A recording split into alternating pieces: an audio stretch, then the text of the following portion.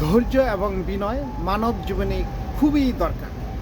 কিভাবে, চলুন আল কোরআন থেকে জেনে আসি। সূরা বাকারার ৪৫ নম্বর আয়াতে আল্লাহ তাআলা বলেছেন যে তোমরা সাহায্য প্রার্থনা করো নামাজের মাধ্যমে ধৈর্যের সাথে এবং বিনয়ের সাথে।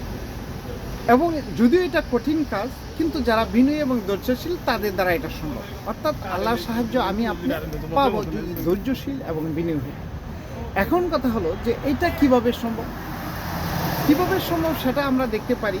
কারণ হলো, ধরেন উদাহরণ দিচ্ছি যে একটা জিওগ্রাফি চ্যানেলে আমি টিভি দেখছি। এখানে দেখা গেল যে একটা শান্ত শিষ্ট হরিণ ঘাস খাচ্ছে, কিন্তু এমন সময় একটি ক্ষুধার্ত সিংহ এসে এই হরিণটাকে ধরে ফেলল। কিন্তু আপনি স্বভাবতই মনস্তাত্ত্বিকভাবে এই হরিণটার পক্ষে নেব, কেননা হরিণটা শান্ত প্রাণী, সে খাচ্ছে, সিংহ কেন তাকে মেরে ফেলবে। কিন্তু এদিক থেকে সিংহটা কিন্তু অনেক ক্ষুধার্ত, সেটার পক্ষে আমরা নিব না, কেননা সিংহ হচ্ছে হিংস্র প্রাণী। অপরদিকে হরিণটা হচ্ছে একটি শান্ত শিষ্ট বিনয়ী।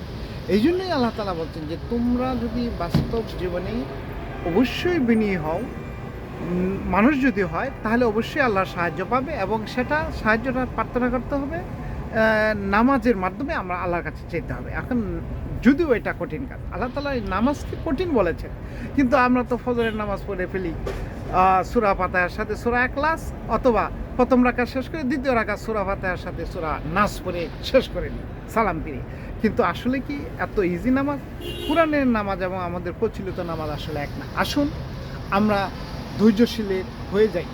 আর এই চ্যানেলটি আপনারা সাবস্ক্রাইব করে দেন এবং আমাদের কোরআনের নিত্য নতুন আপডেট পেতে আমাদের সঙ্গেই থাকুন।